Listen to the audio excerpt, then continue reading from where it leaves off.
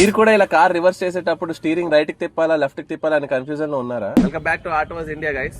So ఈ రోజు అయితే మనం పార్ట్ 8 కి వచ్చేసాము. పార్ట్ 8 లో బిగినర్స్ రివర్స్ గేర్ వేసేటప్పుడు స్టీరింగ్ లెఫ్ట్ కి తిప్పాలా రైట్ కి తిప్పాలా అని కన్ఫ్యూజన్ లో ఉంటారు. ఆ కన్ఫ్యూజన్ ని మనం క్లియర్ చేసేద్దాం. సింపుల్ లాజిక్ ఒకటి చెప్తాను, క్లియర్ గా మైండ్ లో పెట్టుకోండి.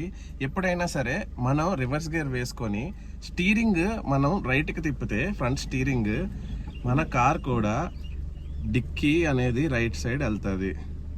అలాగే ఇప్పుడు మనం లెఫ్ట్కి తిరిగితే పూర్తిగా స్టీరింగ్ బ్యాక్ డిక్కీ కూడా లెఫ్ట్ సైడే వెళ్తుంది. ఈ లాజిక్ ఒకటి మెయిన్ మైండ్లో పెట్టేసుకోండి అందరూ. అదే కాకుండా మనం వెహికల్ తీసేటప్పుడు ఓన్లీ బ్యాక్ సైడ్ కాకుండా ముందు కూడా చెక్ చేసుకోవాలి. లేదంటే మనకి ముందున్న ఏదైనా ఆబ్జెక్ట్ కానీ వెహికల్స్ కానీ ఉంటే మనకి తగిలేస్తాయి అన్నమాట. సో ఇప్పుడు మీరు చూసారు కదా, మనం రివర్స్ చేసేటప్పుడు ఎప్పుడు వెనక మాత్రమే లేదా సైడ్ మిరర్స్ మాత్రమే చెక్ చేసుకుంటే సరిపోదు. మన ముందు రైట్ సైడ్ కానీ లెఫ్ట్ సైడ్ కానీ ఏమైనా ఆబ్జెక్ట్స్ ఉంటే దానికి కూడా మనం డ్యామేజ్ చేసేస్తాం.